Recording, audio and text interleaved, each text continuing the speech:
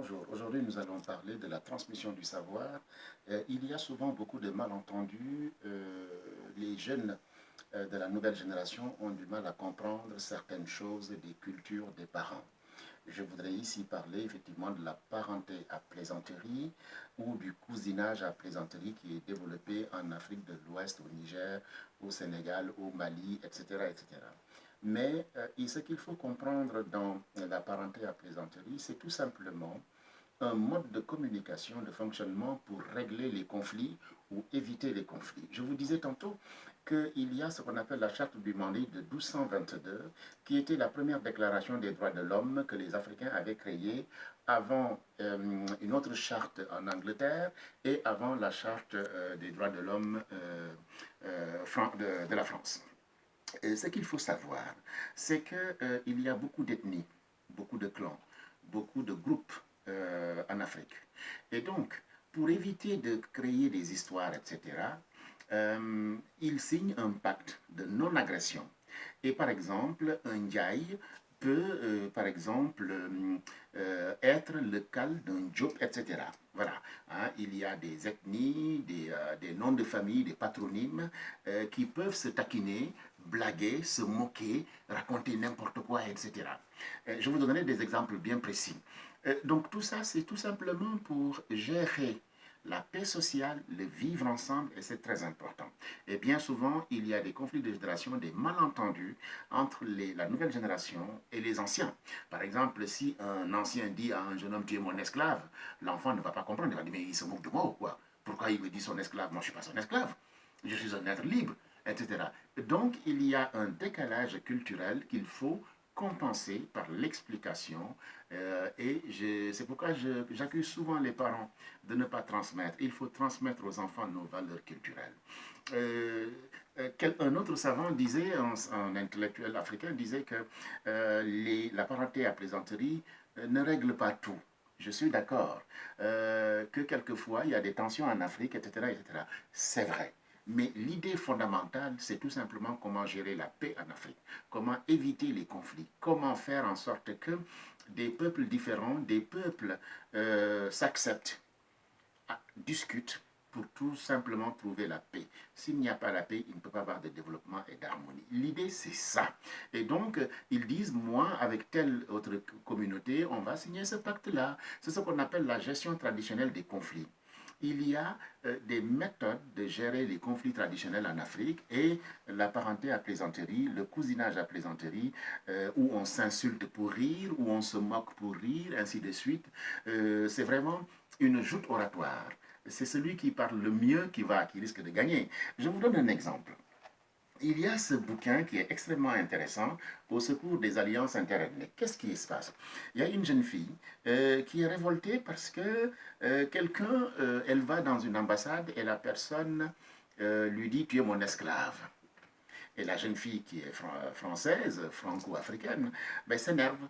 Elle appelle son papa pour lui dire, mais pourquoi ce monsieur me dit que tu es mon esclave?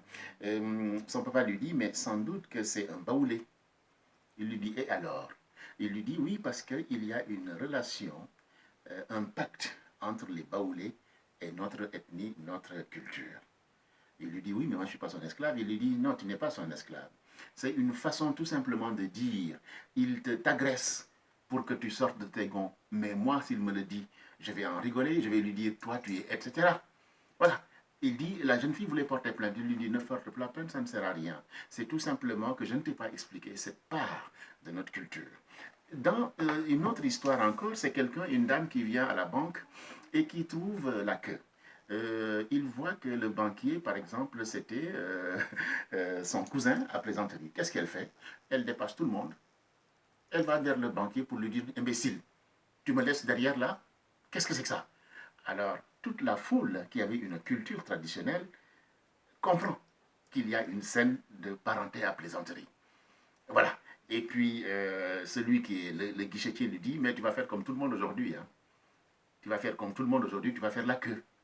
Après, les gens de l'assistance même ont dit, non, non, c'est ton cousin, quand même, on va le laisser passer. Voilà. Donc, vous voyez, cette animation-là, si elle n'est pas comprise, peut créer des conflits. La parenté à plaisanterie a une fonction importante, c'est la relation C'est une forme de relation d'amitié qui est une combinaison singulière et de bienveillance et d'antagonisme. Une relation d'amitié dans laquelle existe un antagonisme apparent, contrôlé par des règles conventionnelles. Ce n'est pas fait n'importe comment. Ces institutions ont une fonction forte et claire. Elles expriment un état sentimental psychologique défini, le besoin de détente, un laisser-aller qui repose sur une tenue pas trop compacte. C'est-à-dire qu'il faut détendre l'atmosphère. Il ne faut pas toujours être angoissé, stressé, etc. Donc, cette relation-là permet cela. Les Peuls, par exemple, sont très forts dedans. Par exemple, il y a un Peul qui se moque de l'autre. Il dit, c'est toi, Peul, qui le dit. Moi, je ne fais que répéter. Tu as le droit de délirer. Personne n'est tenu de te croire. Infâme vagabond, voleur de royaume, du sang peut-être, de la même étoffe. Donc, il se moque de lui. Et l'autre lui dit, si tu veux trouver le Peul, cherche du côté du fumier. Voilà, parce que le Peul, c'est quoi? C'est un berger, il a des troupeaux, du bétail, donc l'autre se moque de lui. Voilà, mais ce n'est pas méchant, c'est tout simplement pour détendre l'ambiance. Il dit, disparais de ma vue, toi qui es nésabon, qui sent mauvais. Ton itinéraire, un horrible brouillamini, ta vie, rien qu'un sac de nœuds. J'ai beau me creuser la tête, je ne vois pas où commencer. Ça que tu es. Tu es un bandit, toi, etc., etc. Mais jamais de bagarre. C'est tout simplement une façon de plaisanter, de passer le temps. Alors, il y a beaucoup d'expressions pour parler du cousinage à plaisanterie. On va dire, par exemple, au Mali, c'est le rakiré. Chez les Moussi du Burkina Faso, le Toupé. En Côte d'Ivoire, le Kalunga-Rakhou. Chez les Soninké, le Dendiragal. Chez les Halpouralen, le Kalir ou Massir, chez les Sérères, le Kal, chez les Wolofs, le Kal, la notion de Kal, etc. Ces affrontements, ces joutes oratoires verbaux, en réalité, sont des moyens de description. La tension sociale, il y a une tension sociale, il faut descripter. Et ça apparaît, c'est comme une soupape pour désamorcer d'éventuelles tensions sociales. Au Sénégal, les plus célèbres des parentés à plaisanterie sont celles qui lient les Peuls et les Sérères. D'une part, les Diola et les Sérères d'autre part. Et les Diola et les Sérères, c'est vraiment amusant. Mais quand on étudie, on se dit qu'il y a une filiation que les gens ne savaient pas. C'est pourquoi, effectivement, ils ont ce pacte, ils ont signé ce pacte-là de non-agression, ce pacte pour pouvoir jouer ensemble et vivre ensemble en paix. Quelle que soit la difficulté, ces deux ne peuvent pas se battre. Ils peuvent se disputer, mais ils ne se battront pas parce qu'ils ont signé un pacte de non-agression. Ainsi, un membre de la famille Ndiaye peut-il, au cours des joutes oratoires, aisément et sans crainte, traiter un membre de la famille Diop. Voilà, les Ndiaye peuvent traiter les Diop de gourmands, de poltrons, voire de voleurs, et cela sans que personne ne soit offusqué. Mais si tu ne comprends pas ce langage-là, la vie est un ensemble de codes. Quand tu ne maîtrises pas les codes, tu es perdu. Donc c'est pourquoi nous, les adultes, nous devons transmettre à nos enfants. C'est quelque chose de fondamental. La plaisanterie, le cousinage à plaisanterie ou la parenté à plaisanterie. C'est extrêmement important dans la culture africaine. Et je sais aussi qu'en Occident, ça avait existé des gens qui, effectivement, profitaient de certains moments pour blaguer, déconner, plaisanter tout simplement pour désamorcer toutes les tensions sociales qui nous habitent. Nous travaillons beaucoup, nous sommes fatigués et quelquefois on oublie de lâcher prise. Donc, cette parenté-là, effectivement, occasionne ce fait-là. Il y a beaucoup de savants qui ont... Marcel Mauss a travaillé sur la question, Radcliffe Brown a travaillé sur la question. Comment dire encore, il y a un grand... En anglais, on dit joking relationships, la parenté à plaisanterie. Hein, de joking relationships. Comment dire encore? Il s'agit également d'une orientation possible pour exprimer tout simplement l'état, le niveau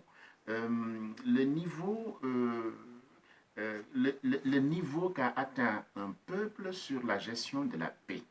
Quand il y a de la plaisanterie, quand les gens peuvent jouer ensemble, plaisanter ensemble, sans en arriver au coup, on dit que le pays, c'est pas la civilisation, le pays s'est véritablement développé, agrandi, et ça me paraît extrêmement important de le comprendre. Blaguer, plaisanter, se moquer, mais sans arrière-pensée. Et c'est extrêmement important que nos jeunes comprennent ça.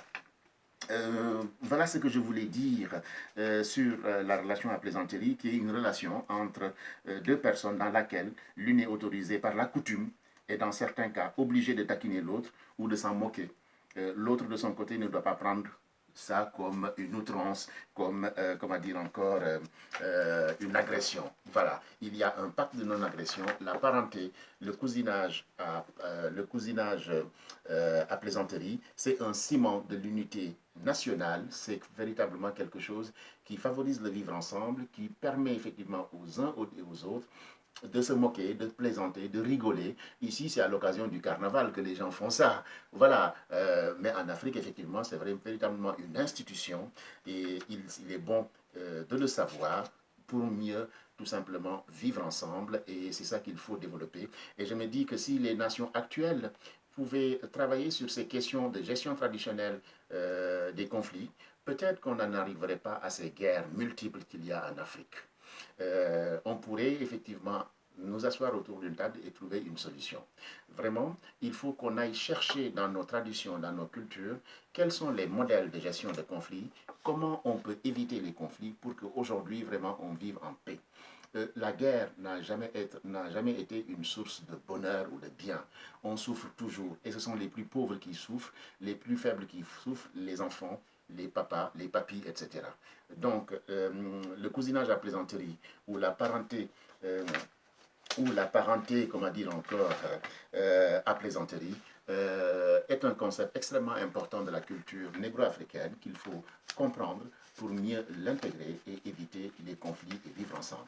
Vous pouvez toujours continuer à me suivre sur ma chaîne YouTube où il y a différents aspects qui sont évoqués et bientôt je parlerai effectivement, puisque les gens me demandent quels sont les ouvrages qu'on peut proposer à nos enfants, quels sont les ouvrages à lire pour comprendre l'Afrique, pour entrer en contact avec l'Afrique. J'en parlerai, il y a plein d'autres sujets que je vais aborder. Abonnez-vous, c'est mieux, comme ça je n'oublierai personne. Quand vous vous abonnez, c'est gratuit. Dès que je fais une vidéo, vous l'avez automatiquement. Et vous pouvez partager. Je travaille beaucoup avec les assistants sociaux, les travailleurs sociaux, qui utilisent beaucoup mes vidéos.